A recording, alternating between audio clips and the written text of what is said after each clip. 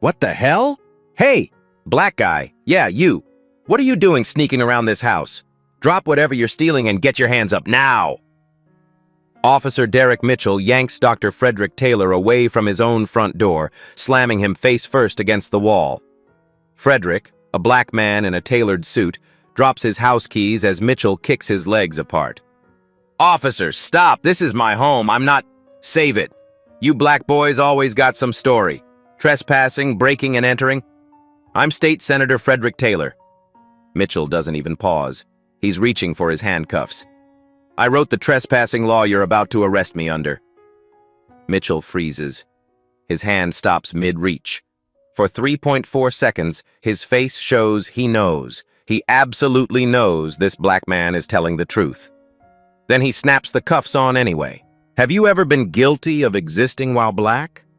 What comes next will show you exactly what happens when the law becomes a weapon against the people it's supposed to protect. But let's rewind. 6 hours earlier, the State Capitol Building, Committee Hearing Room. Dr. Frederick Taylor stands before a legislative panel presenting his Criminal Justice Reform Act, Senate Bill 285. He's wearing the same suit he'll be arrested in later that day. On the wall behind him, C-SPAN cameras record every word. The trespassing statute, as currently written, gives officers too much discretionary power, Frederick tells the committee. My amendment requires probable cause beyond mere presence. An officer must articulate specific criminal activity, not suspicion based on appearance, not assumptions based on who they think belongs somewhere. A few legislators nod. Most look bored. They've heard this speech before. Frederick has been fighting this fight for 15 years. Cut to a flash forward, handcuffs clicking shut. Then back. Frederick's office an hour later. The walls tell his story. Framed law degree from Yale, photo with the governor, commendations from civil rights organizations. His chief aide, Maya Rodriguez, is reminding him about tonight's neighborhood watch meeting. Senator, the Westbrook Hills meeting is at 7. You sure you want to go? After last month's incident with the Johnsons calling the cops on that delivery driver? Frederick closes his briefcase. Maya, I live there. If I don't show up, I'm proving their point. What point? That black people don't belong in million-dollar homes? Exactly that point. Westbrook Hills. Median home price, $1.2 million. Black residents, 4%. The neighborhood looks like a postcard. Manicured lawns, security cameras on every corner, Range Rovers in every driveway. Everyone who lives here worked hard to get here. Everyone earned their place, except when they're black, apparently. Then they need to prove it, every single day. One resident, Patricia Brennan, has lived on Elmwood Drive for 20 years. She watches from her window as Frederick's car passes. She's seen him before, at HOA meetings, getting his mail, mowing his lawn. But somehow, she never quite remembers. Some faces just don't stick in her mind the way others do. Meanwhile, across town, Officer Derek Mitchell is wrapping up his shift briefing. 12 years on the force, dozens of commendations for what his captain calls proactive policing. Mitchell's good at his job. He keeps Westbrook Hills safe. He keeps the right people safe. His sergeant gives him the evening assignments. Mitchell, you know the drill. Westbrook Hills residents pay taxes. They call, we respond. Keep the peace, keep them happy. Mitchell nods. He knows exactly what that means. Frederick arrives home at 5:48 p.m. He parks in his own driveway, the one with his name on the deed. He gets out with his briefcase and dry cleaning. The neighborhood cameras catch everything. They always do. Security is important in Westbrook Hills. Frederick fumbles with his house keys at the front door, drops them, picks them up. Perfectly normal behavior for someone juggling too many things. But through Patricia Brennan's window, it looks different. It looks suspicious. It looks like someone who doesn't belong, trying to figure out how to break in. She picks up the phone. Yes, police? There's a black man trying to break into a house on Elmwood Drive, 523 Elmwood. No, I don't think he lives here. I've never seen him before. He's looking around nervously, fumbling with something. Maybe he's trying to pick the lock? I don't know. I just know he doesn't belong here. The dispatcher asks if she's certain this isn't the homeowner. Patricia pauses. Is she certain? She's seen Frederick before, hasn't she? At that meeting a few weeks ago? But no, that can't be right. The black man at the meeting was different, wasn't he? I'm certain, she says. Inside his home, Frederick is putting away groceries, talking to Maya on the phone about tomorrow's vote on SB 285. Through his kitchen window, he doesn't see the police cruiser pulling up to his curb. He doesn't see Officer Mitchell stepping out, hand already moving toward his weapon. He doesn't know that in the next 14 minutes, his entire life, everything he's built, everything he's fought for, is about to be tested. Dr. Frederick Taylor has spent 15 years fighting for justice in the courtrooms and committee halls. He has no idea he's about to become a case study in the very system he's trying to fix. The knock on his door is loud, authoritative, the kind of knock that says this isn't a friendly visit. And when Frederick opens that door, everything changes. The body cam footage begins at 5:54 p.m., timestamp visible in the corner. Officer Derek Mitchell is standing at Frederick's front door. His posture is aggressive, shoulders back, chest forward, one hand resting on his holster. When Frederick opens the door, confused, Mitchell doesn't introduce himself properly, doesn't explain why he's there, just starts with commands. Sir, step outside, now. Frederick blinks. I'm sorry, what's this about? We received a call about a break-in. ID. Let me see some ID. Frederick's practiced at this. He's a black man in America. He's been practicing this his entire life. Stay calm, hands visible. No sudden movements. Comply, de-escalate, survive. Officer, I'm Dr. Frederick Taylor. This is my home. I'm happy to show you identification. But Mitchell's already moving forward, crowding Frederick toward the lawn. Keep your hands where I can see them. Frederick steps outside, closing the door behind him. An instinctive choice. Don't let the confrontation inside your home. Keep it visible. Keep witnesses. The neighborhood is watching now. Curtains moving, phones coming out. I'm getting my driver's license from my wallet, Frederick says slowly, reaching for his back pocket. Mitchell's hand moves to his weapon. I said don't move. Frederick freezes, hands shooting up. His wallet is halfway out of his pocket. His house keys are still on the ground where he dropped them earlier. This is when Officer Rachel Wilson pulls up, the backup Mitchell called for. She's younger, less certain. She looks at the scene and something doesn't quite add up in her mind. The man is in a suit. The house behind him is clearly expensive and well-maintained. His car in the driveway is new. Derek, what have we got? She asks. Suspect refuses to comply, Mitchell says, which isn't true. The body cam will later show Frederick has complied with every command. Says he lives here. Wilson turns to Frederick. Sir, do you have proof of residence? Finally, a reasonable question. Frederick seizes it. Yes, officer, inside the house. My driver's license shows this address, 523 Elmwood Drive. My mail is in the mailbox. My car is registered to this address. It's right there in the driveway. But Mitchell cuts her off before she can respond. I don't care about your excuses. This is when the neighbors start emerging. Patricia Brennan is the first, rushing over like she's providing crucial assistance to a dangerous situation. An elderly white couple stands on their porch watching. A younger white man starts recording on his phone. Officer, I'm the one who called, Patricia announces. I've lived here 20 years and I've never seen this man before. Frederick turns to her, trying to keep his voice level. Mrs. Brennan, we met at the HOA meeting 3 weeks ago. I moved in 6 months ago. I'm Senator Frederick Taylor. Patricia's face does something complicated. There's a flicker, maybe recognition, maybe doubt, but it passes quickly. I don't recall that, she says firmly. Mitchell uses this as confirmation. Sir, last warning. Hands behind your back. Officer Mitchell. Frederick tries one more time. My name is Frederick Taylor. I'm a state senator. I represent District 14. This is my home. I'm not trespassing. I'm not breaking any law. Mitchell grabs Frederick's arm, spinning him around. The first handcuff clicks shut at exactly 6:05 p.m. You have the right to remain silent. I'm State Senator Frederick Taylor. Mitchell's laugh is cold. Sure you are. And I'm the governor.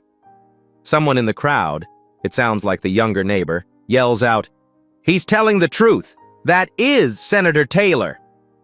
Mitchell ignores it completely. The second cuff clicks shut. And this is the moment. This is where everything hinges.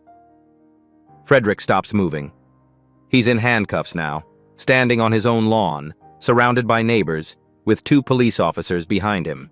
He makes Mitchell face him, forces eye contact.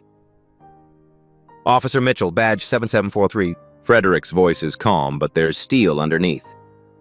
The statute you just cited, 13.8.2, criminal trespassing. Do you know who wrote that law? Mitchell's annoyed now. He tugs on Frederick's arm, trying to walk him toward the cruiser. I don't care who... Frederick interrupts. Each word is deliberate. Each word is a hammer. I wrote that law. Senate Bill 285 passed in 2022. I personally authored the revision you just invoked. I wrote the exact statute you're using to arrest me on my own property. And Mitchell freezes. The body cam catches it perfectly. Timestamp, 6:06:48 p.m. Mitchell's hand stops mid-pull on Frederick's arm. His eyes widen. He blinks twice, rapidly. His entire body goes still for exactly 3.4 seconds. Someone will later count the frames. His face does everything. Confusion first, then doubt, then recognition, then fear. His jaw tightens.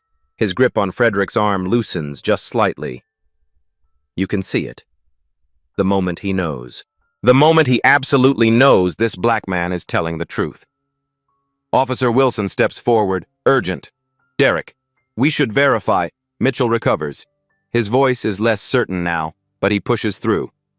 Anyone can claim anything. Frederick presses his advantage. Even in handcuffs, even humiliated in front of his neighbors, he's still a lawyer, still a strategist. My driver's license is in my wallet. It shows this address, my name. Call the state capitol, call the governor's office, or check your own database. Every arrest I've advocated against, every reform I've proposed, it's all in there.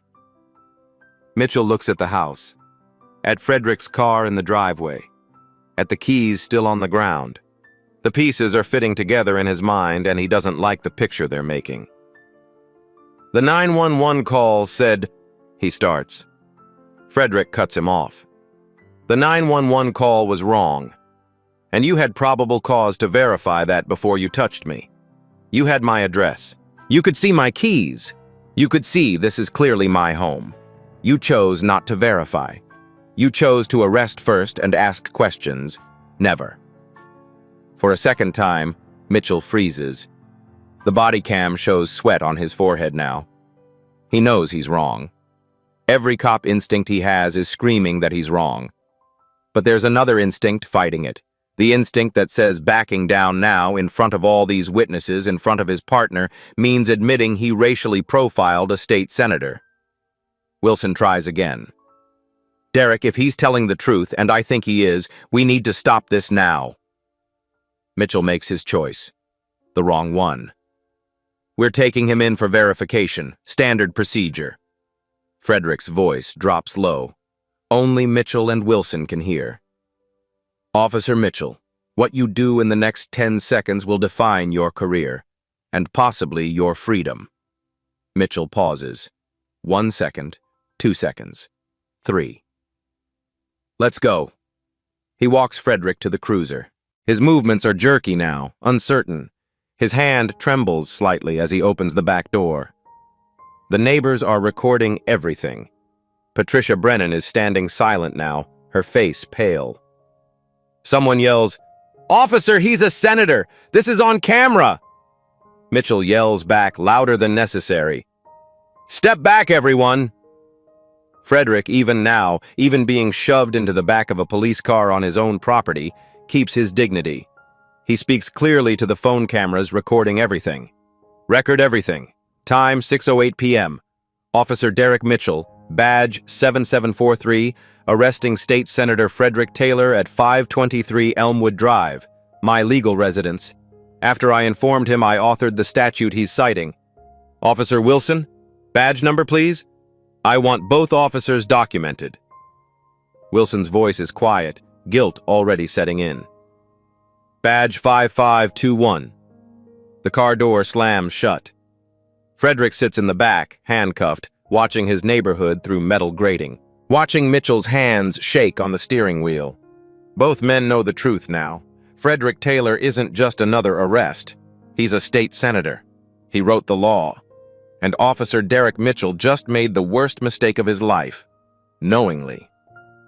Mitchell radios dispatch. His voice is strained.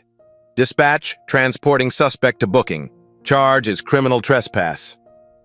Copy, ID? There's a long pause. He claims to be State Senator Frederick Taylor. License matches the address, but the dispatcher interrupts. Wait, say that again? Senator Taylor?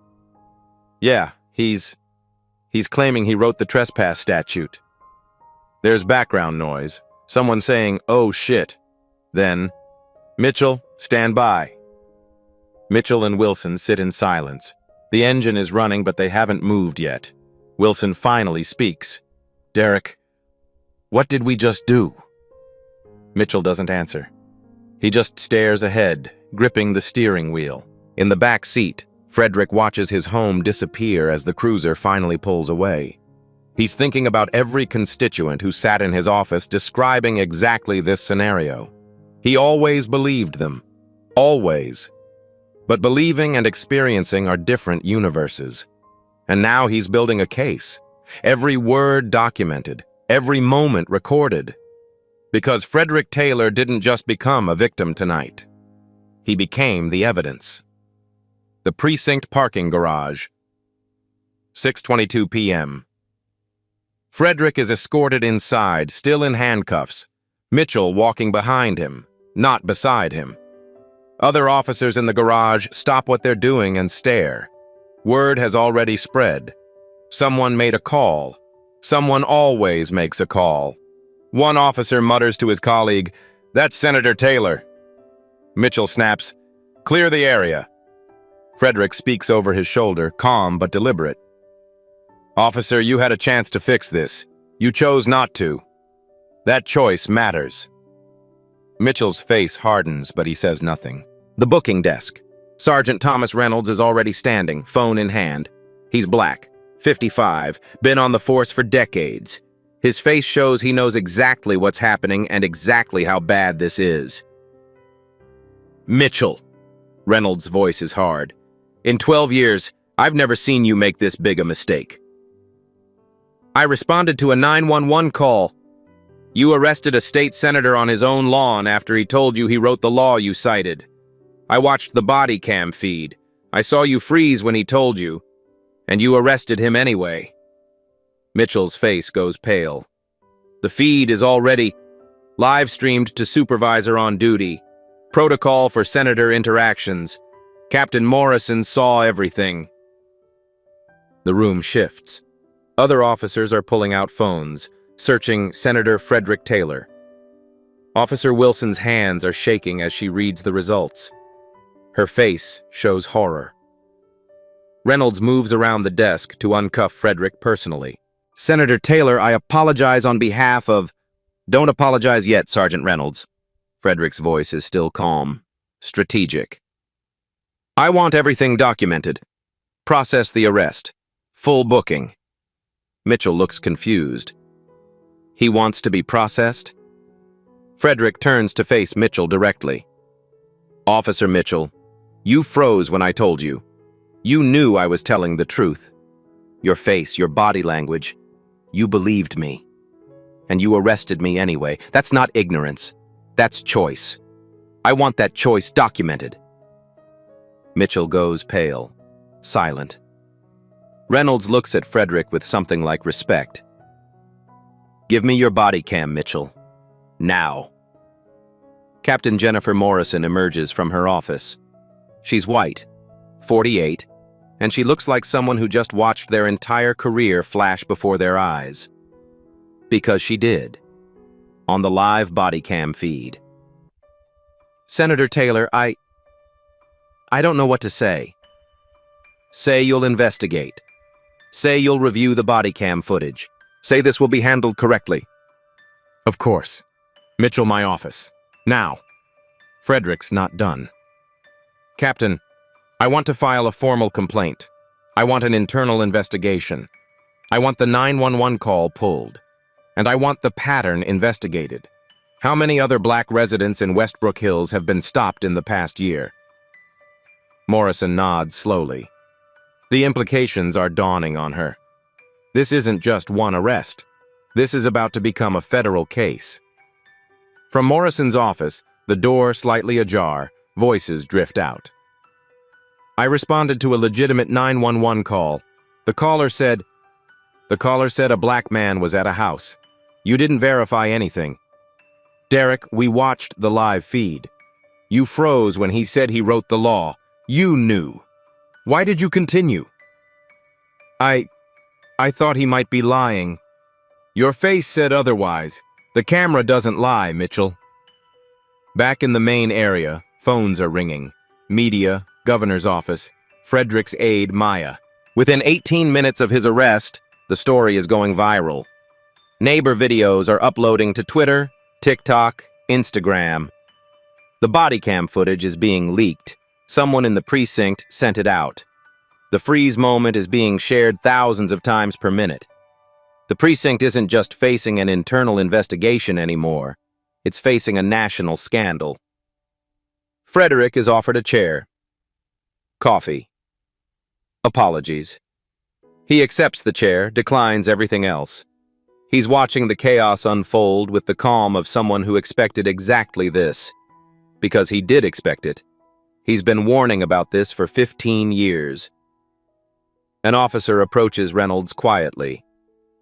Sarge, the phones are exploding. CNN, MSNBC, local news. Everyone wants a statement. Reynolds looks at Frederick. Senator, we're releasing you immediately. No charges. I don't accept that. Morrison, overhearing from her office doorway, looks confused. Sir?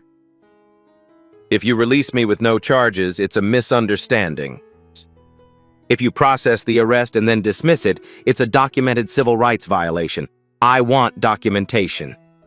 Reynolds nods slowly. He's right. We need the paper trail. Morrison sighs. You're making this harder on yourself. Frederick's smile is thin. I'm making this impossible to sweep under the rug. 40 minutes later, Frederick walks out the front entrance of the precinct. Cameras are waiting. Reporters surge forward. Senator Taylor, what happened? Frederick stops, looks directly into the cameras. I was arrested for trespassing in my own home. I was handcuffed on my own lawn. And I was charged under a law I personally authored to prevent exactly this kind of abuse. If this can happen to a state senator, imagine what happens to people without power, without platform, without protection. The clip will be viral within minutes. By sunrise, America has seen the moment. The moment. The moment. Officer Derek Mitchell froze. The news networks play it on loop. Close-up body cam footage, timestamp visible, 6:06:48 p.m. Frederick's voice, clear and calm. I wrote that law. Mitchell's eyes widening. The 3.4 seconds of complete stillness.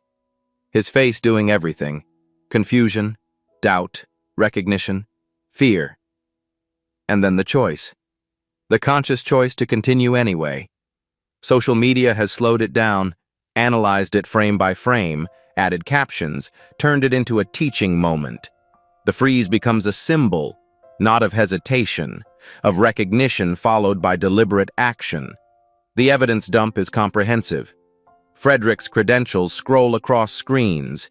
Yale Law, class of '98, state senator since 2016, Criminal Justice Reform Committee chair, his photo with the governor, his commendations from civil rights organizations. Senate Bill 285 is displayed in full. The law requiring probable cause for trespass arrests. The law specifically written to prevent arrests based on appearance or assumption. The law Frederick personally drafted, personally fought for, personally passed. And then the full body cam footage. 14 minutes from door knock to car door closing. 0 probable cause shown. Frederick complying with every command. Mitchell escalating at every opportunity. The 911 call is released. Patricia Brennan's voice, "There's a black man trying to break into a house." The dispatcher asking if she's certain it's not the homeowner. Patricia, "I'm certain." She wasn't certain. She just assumed. She always assumes. Property records confirm Frederick purchased the home 6 months ago, paid in full. His name is on every document. And then the data journalism begins. News investigations expose the pattern. Westbrook Hills, 51 police calls on black residents in 18 months. 0, not 1, resulted in actual criminal charges. The comparison is damning.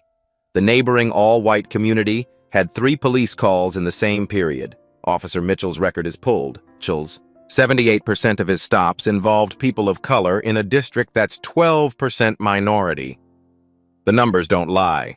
The pattern is irrefutable. By midday, the state Senate has called an emergency session. Frederick's colleagues, many of whom nodded politely at his reform proposals but never really pushed them, are suddenly on fire with righteous anger. Senator Gregory Williams, a white man who's represented his district for 20 years, takes the floor. Senator Taylor has been warning us for years. We nodded. We sympathized. We didn't act. Now he's been arrested under the very law he improved. We all saw Mitchell freeze. We all saw the moment Mitchell knew the truth and chose to ignore it. If we don't pass comprehensive reform now, we're not just complicit, we're accomplices. The chamber erupts in applause. Suddenly everyone wants reform. Suddenly everyone sees the urgency. It took a senator getting arrested for it to matter. Meanwhile, Patricia Brennan is facing reporters on her doorstep. She looks smaller than she did the night before, less certain. "Mrs. Brennan, did you know Dr. Taylor was your neighbor?" I had seen him, but HOA records show you attended the same meeting where he introduced himself 3 weeks ago. I don't remember every person. Do you remember every white neighbor? Patricia closes the door. No answer. But the answer is obvious to everyone watching. Within 48 hours, civil rights attorney Benjamin Cole is on a video call with Frederick. "We've got 14 other plaintiffs from your neighborhood alone, Fred. Black professionals, all stopped or questioned in the past 18 months. This is a class action. Federal civil rights violation." "I don't want a settlement, Ben. I want systemic change." "You can have both. Sue the department, use the award to fund the reforms you've been proposing." "The Implicit Bias Training Institute?" "Exactly. Make them fund their own rehabilitation." Ben leans forward. "And Fred, that freeze moment?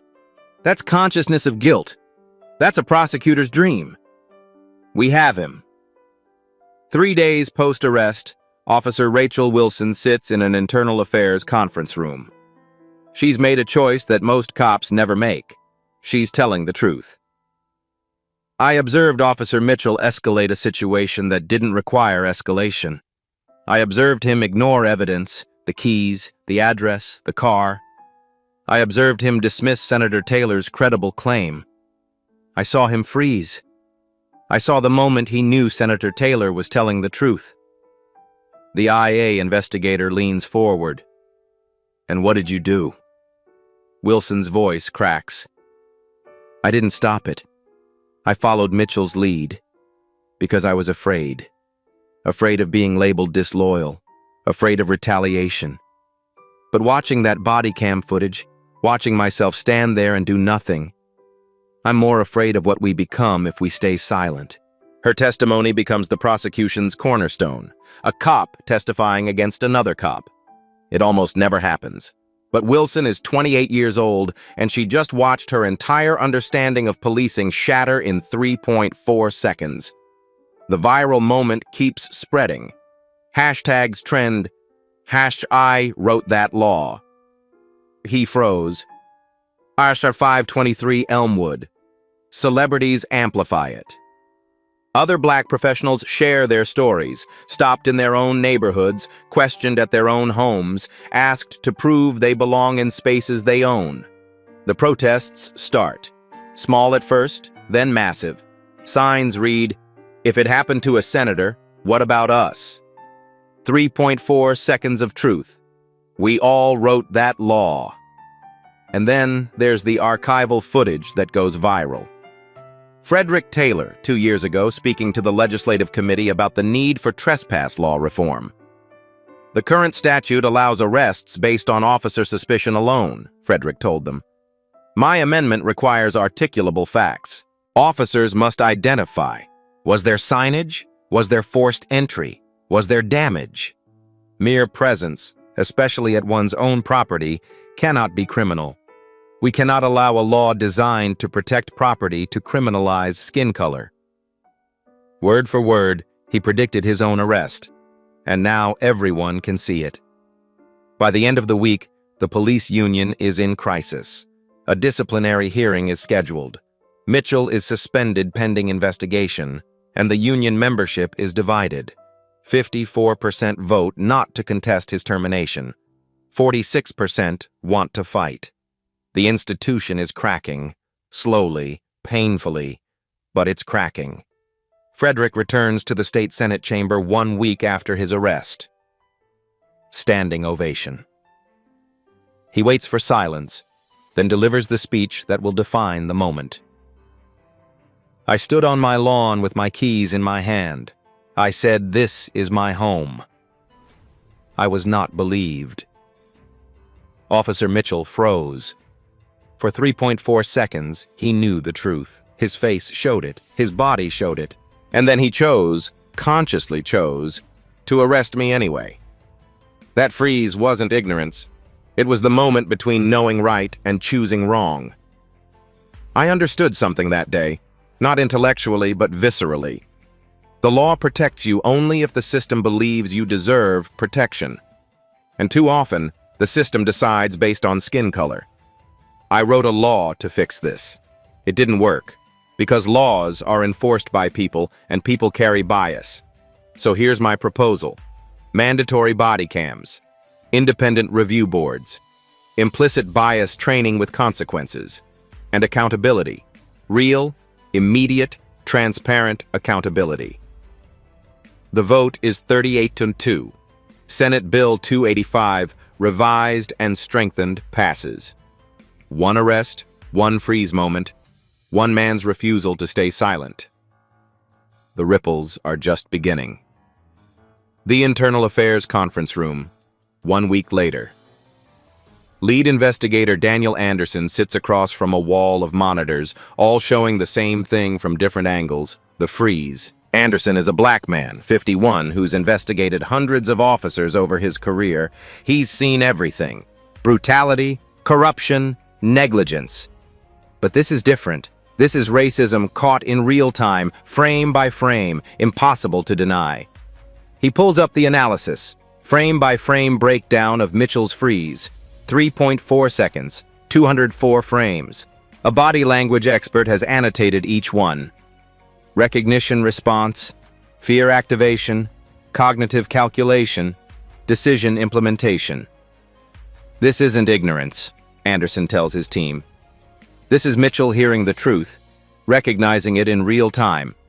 We have 3.4 seconds of recognition on camera and choosing to ignore it. That's textbook deliberate indifference. He pulls up more data. Mitchell's stop records over 18 months. 94% of his stops involving black individuals included the phrase suspicious behavior in the report. Only 12% of stops involving white individuals used that language. Same precinct, same neighborhood beats, same officer. The pattern is mathematical. The bias is quantifiable. In another room, Dr. Ramona Jeffries, an expert in racial coding and linguistic analysis, is reviewing Patricia Brennan's 911 call. When she says nervous, she means black, Dr. Jeffries explains to the investigative team. When she says doesn't belong, she means black. When she says looking around, which is normal human behavior, she interprets it through a racial lens because the person doing it is black. The team asks if she can prove that. Patricia Brennan made 8 calls to police in 18 months. All 8 reported black individuals. 0 reported white individuals. The statistical probability of this being random, given the neighborhood demographics, is 0.002%. This isn't vigilance. This is targeted surveillance of black bodies. Meanwhile, investigators are canvassing Westbrook Hills, interviewing neighbors. The testimonies paint a picture of a community divided by sight.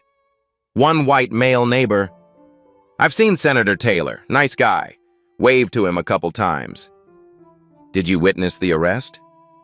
"Yeah, from my window. Seemed excessive." "Did you intervene?" Silence. Another neighbor, white female. "We were glad someone called the police. You can't be too careful." "Careful about what?" "Property values, crime." "Senator Taylor is a crime risk?" "I didn't say that." "You implied it." And then there's the other black homeowner in Westbrook Hills, one of only 3 in the entire development. "I've been stopped twice in 18 months, he tells investigators. Once in my own driveway. Once walking my dog at 6 p.m. No one calls the cops when white folks walk their dogs. But apparently I'm suspicious. In my own neighborhood. That I bought. That I pay taxes on. 2 weeks post-arrest, Mitchell's disciplinary hearing. The board consists of Captain Morrison, 2 community representatives including Councilwoman Davis, a black woman, and Mitchell's union lawyer. The freeze moment is played on a large screen. Multiple angles. Slow motion. Everyone in the room watches Mitchell's face recognize the truth. Morrison pauses the video at the exact freeze frame. "Derek, what were you thinking in this moment?" Mitchell stares at his own face on the screen. I thought..." Councilwoman Davis leans forward. "You thought what? That a state senator was lying? That his driver's license was fake? That the house keys in his hand were props? What exactly were you thinking when your face clearly shows you believed him?" Mitchell's voice is quiet. "I thought if I backed down, I'd look weak." The room goes silent. "You chose ego over evidence," Davis says. "You chose image over integrity. And you made that choice here." She points at the freeze frame. "In this moment. When you knew." The union lawyer tries to recover. "This is over-analysis of a split-second decision." 3.4 seconds isn't split-second, Morrison interrupts. "That's enough time to think, should I verify this? That's enough time to say, let me see your ID. That's enough time to make the right choice. He made the wrong one." Across town, Patricia Brennan is in civil court, facing misdemeanor charges for filing a false police report. "Mrs. Brennan, you told the 911 operator Dr. Taylor was breaking in. What evidence did you have?" "He was fumbling with keys. His keys. To his house." "I didn't know that." "You didn't ask. You didn't verify. You assumed. And your assumption resulted in a state senator being arrested on his own property." The prosecutor pauses. "Mrs. Brennan, how many of your white neighbors have you called the police on?" Patricia's face crumbles. "I was scared. I've lived here 20 years. The neighborhood is changing. I just wanted to feel safe." "At whose expense? Senator Taylor's safety, his dignity, his right to exist in his own home without being criminalized?" Patricia takes a plea deal, community service at a racial justice nonprofit, mandatory bias training, a fine. It's not enough, but it's something. It's accountability, however small. The external audit results are released at a city press conference. The mayor reads from an 89-page report. Westbrook Hills, 51 false calls on black residents over 18 months. 0 resulted in criminal charges. Citywide, black residents are 8 times more likely to be stopped in predominantly white neighborhoods than white residents in any neighborhood. Precinct-wide, 23 officers show statistically significant racial disparities in their stop patterns. Training gaps. Only 12% of officers completed voluntary implicit bias training. This isn't about one officer, the mayor says. This is about a culture that tolerates discrimination under the guise of public safety. Officer Mitchell's freeze moment shows us something crucial. He knew. He recognized the truth, and the system he works within gave him permission to ignore it. That ends today. Benjamin Cole's law office is war room organized. Documents everywhere. Depositions, evidence, data. We've got everything, Frederick, Cole says. Mitchell on video dismissing your credentials. The freeze, 3.4 seconds of consciousness of guilt. Patricia's pattern of racially motivated calls. The department's failure to train. The systemic pattern of racial profiling. This is an $8 million case. I don't want $8 million. Then what do you want? A consent decree, federal oversight, mandatory reforms, body cam accountability, a citizen review board with real power, and every dollar from the settlement funds it. Cole smiles. You're going to make them pay for their own reform. Exactly. At 3 weeks post-arrest, Officer Rachel Wilson stands at a community forum. She's made herself the face of change from within. Other officers warned her this would end her career. She's doing it anyway. I was there, she tells the packed room. I saw Officer Mitchell escalate. I saw Senator Taylor comply. I saw Mitchell freeze. I saw the moment truth registered on his face. And I did nothing. I followed Mitchell's lead because I was choosing my career over someone's rights. I'm here to say, no more. I'm testifying against Mitchell. I'm supporting the consent decree. I'm demanding we change this culture from the inside. The community gives her a standing ovation. 49 other officers have signed a petition supporting reform. It's not most of the force, but it's a start. National media coverage intensifies. CNN runs a special, the 3.4 seconds that exposed systemic racism. MSNBC does a documentary on Frederick's arrest and the pattern it revealed. Even Fox News covers it, though the framing is different. But the freeze moment transcends politics. It's being used in sociology classes, criminal justice programs, police academies, the good ones, the ones willing to examine their own failures. It becomes a teaching tool, a moment of truth that can't be argued away. Late one night, Mitchell sits alone in his house watching the body cam footage. He's watched it dozens of times now, always pausing at the freeze, at his own face, at the moment he knew. Did he see his bias in that moment? His fear? His choice? We can't know what Derek Mitchell thinks or feels, but the system can't wait for his awakening. It has to act.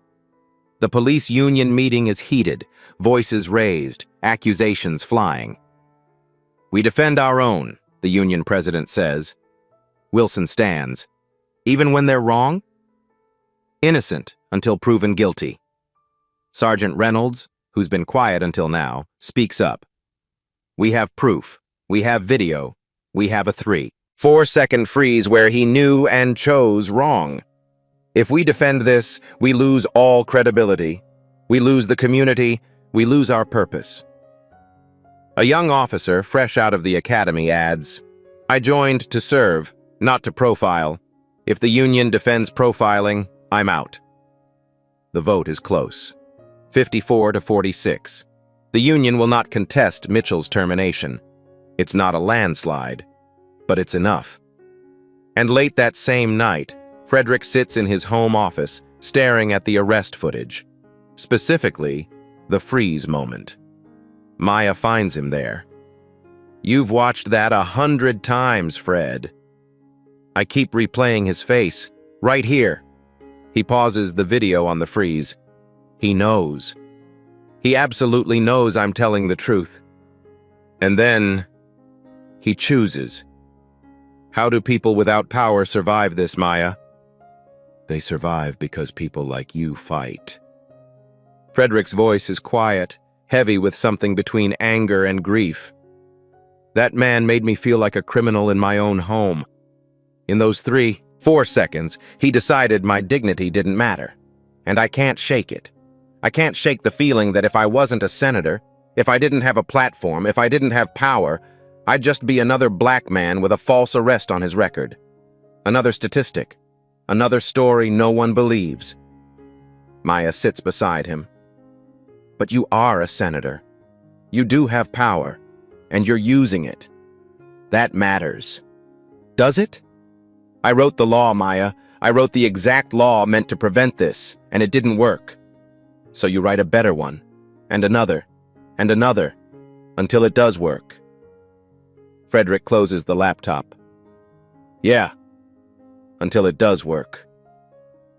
Outside his window, Westbrook Hills is quiet, peaceful, safe. For some people, it always has been. For others, it never was. 3 months after the arrest, the police disciplinary board convenes for final judgment. The room is packed, media, community advocates. Frederick sits in the front row, Maya beside him. Officer Wilson sits on the opposite side. She's here as a witness, as a fellow officer, as someone who chose truth. Mitchell enters with his lawyer. He looks smaller than he did that night on Frederick's lawn. Less certain, less powerful. The freeze moment is played one final time. Everyone has seen it by now. But playing it here, in this context, with Mitchell watching himself, it hits differently. The board chair speaks. Officer Derek Mitchell had 3.4 seconds to make the right choice. He made the wrong one. The body cam evidence is irrefutable. Dr. Taylor identified himself, provided his credentials, explained he authored the law being cited. And Officer Mitchell, in this freeze moment, recognized the truth. His face shows recognition. His body language confirms it. Micro-expression analysis confirms recognition and fear. He then chose, consciously and deliberately, to proceed with an unlawful arrest. This isn't a mistake. This isn't a split-second decision. This is malfeasance. Officer Derek Mitchell is terminated effective immediately. Mitchell's face doesn't change. Maybe he expected this. Maybe he's been expecting it since that moment on Frederick's lawn when he made the wrong choice. 2 weeks later, federal courthouse. The civil settlement is announced. Frederick stands at a podium, cameras everywhere. This settlement does 3 things. It compensates me for a violation no amount of money can truly address. It funds a 5-year federal oversight program for the police department. And it creates the Westbrook Community Policing Institute, body cam training, implicit bias education, and citizen review, all funded by this $4.2 million settlement. Officer Mitchell had 3.4 seconds to choose accountability. The city will now spend 5 years learning what he should have known. That presence isn't criminality. That skin color isn't suspicion. That dignity matters. The same day the state Senate floor, final vote on Senate Bill 285, revised and strengthened. The new provisions are read aloud. Mandatory body cameras for all police interactions. Independent review of all arrests where probable cause is disputed. Criminal penalties for false 911 calls motivated by racial bias. State funding for implicit bias training, no longer voluntary, now required. And a new provision, dubbed the recognition requirement.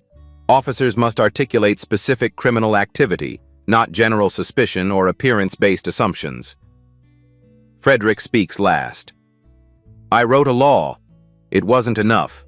I was arrested under that law. That became the evidence we needed. Now we have a law with enforcement, with accountability, with teeth. This is what justice looks like. Slow, painful, and purchased with dignity. But it's justice nonetheless. The vote is 48-0, unanimous. It will be signed into law within the week. 6 months later, Patricia Brennan is completing her community service at a racial justice nonprofit. Her court-ordered hours are finished. The director tells her she can leave.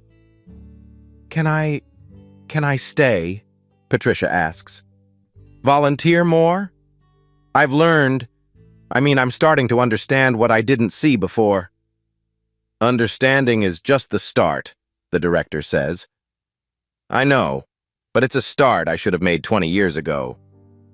It's not redemption, but it's growth. And growth matters. Officer Wilson stands in front of a police academy class. She's the new training coordinator. On the screen behind her, the freeze moment. This is what implicit bias looks like, she tells the recruits. Not hatred, not malice, just assumption. Watch this moment. She plays the freeze. Officer Mitchell knows. Right here. You can see it in his eyes. Recognition, and then choice. Your job is to recognize that moment in yourselves and choose differently. Question your assumptions before you reach for your handcuffs. Derek Mitchell works private security now. He appealed his termination. He lost. Whether he found understanding, whether he examined his bias, whether he changed, we don't know. The system can punish. It can't force growth, but it can choose not to enable. 1 year later, Frederick waters plants on his front lawn. Neighbors wave. A new family, Latino, young kids, stops to introduce themselves. Senator Taylor, welcome to the neighborhood. Frederick smiles. I've been here 18 months. I know. I meant it differently. We're glad you're here. Small victories, hard-won belonging. Frederick Taylor still lives at 523 Elmwood Drive. He still introduces himself to new neighbors. But now, they introduce themselves first. 1 year and 1 week after the arrest. Ribbon-cutting ceremony. The Westbrook Community Policing Institute opens its doors. Frederick stands with Captain Morrison, Officer Wilson, community leaders, and dozens of residents. Black, white, Latino, Asian, a community that's slowly learning to see itself fully. This building was funded by a violation, Frederick says, but it exists to prevent the next one. Every officer who walks through these doors will learn what Officer Mitchell didn't know. Bias is invisible until it's challenged. Every officer will see that freeze moment, 3.4 seconds that changed everything. This institute challenges bias, every day, every officer, every interaction. The reforms are spreading. Chicago adopts the Taylor Protocol for probable cause verification. Atlanta mandates body cam review in all disputed arrests. Seattle models its Citizen Review Board on Westbrook's system. Police academies nationwide use the freeze moment as a teaching tool, a case study in the space between knowing right and choosing wrong. One arrest, one law, one freeze moment, one man's refusal to stay silent. The ripples are still spreading. Frederick speaks at a civil rights conference 6 months later. Someone asks him the question everyone asks, was it worth it? It shouldn't have been necessary, Frederick says. But since it was necessary, yes, because I had power to fight back. Most people don't. This fight was for them. For everyone who's had someone freeze, recognize the truth, and choose bias anyway. Where are they now? Frederick Taylor, re-elected by a 34-point margin, chairs the Criminal Justice Reform Committee. Officer Rachel Wilson, training coordinator, commended for integrity. Sergeant Thomas Reynolds, promoted to lieutenant, leads Community Policing Division. Captain Jennifer Morrison, still captain, department complaints down 49%.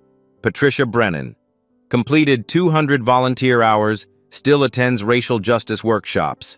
Derek Mitchell, private security, declined all interview requests. Maya Rodriguez, Frederick's chief of staff, manages reform implementation statewide. One evening, Frederick sits on his front porch. Sunset. The neighborhood is alive with kids playing, families walking, a community slowly becoming what it claimed to be.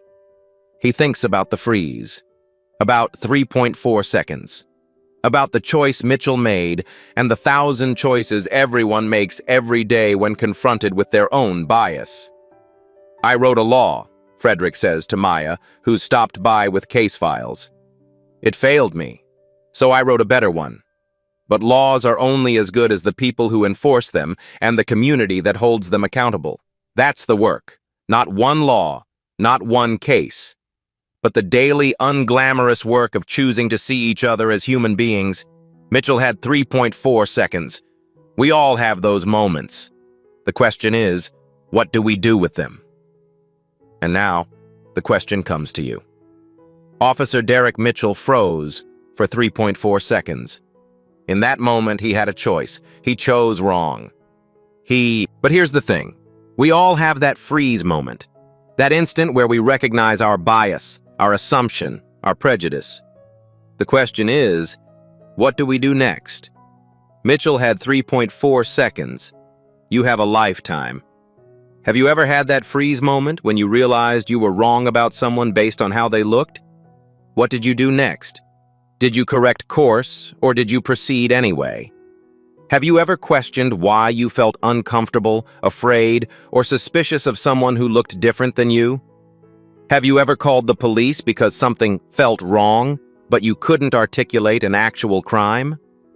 Have you ever assumed someone didn't belong somewhere based solely on their skin color? These aren't accusations. They're invitations to examine, to grow, to choose differently. Frederick Taylor's story is one story, but that freeze moment, that's universal. We all face it. The difference is, Mitchell's was recorded. Yours might not be, but it still matters. Because change doesn't start with laws, it starts in those 3.4 seconds. It starts with the choice you make when you recognize the truth. If this story moved you, share it. If it challenged you, sit with that discomfort. If it inspired you, get involved. Support criminal justice reform in your city. Attend community policing meetings. Question your freeze moments before they become someone else's trauma. And if you've experienced what Frederick experienced, know that you're not alone. Know that it's not your fault. Know that people are fighting for change. Subscribe if you believe justice is worth fighting for. Leave a comment. Have you ever had a freeze moment? What did you do? Like if you think these 3.4 seconds matter, because they do. Because Officer Derek Mitchell proved that one moment of truth, and what you do with it, can change everything. What will you do with your 3.4 seconds?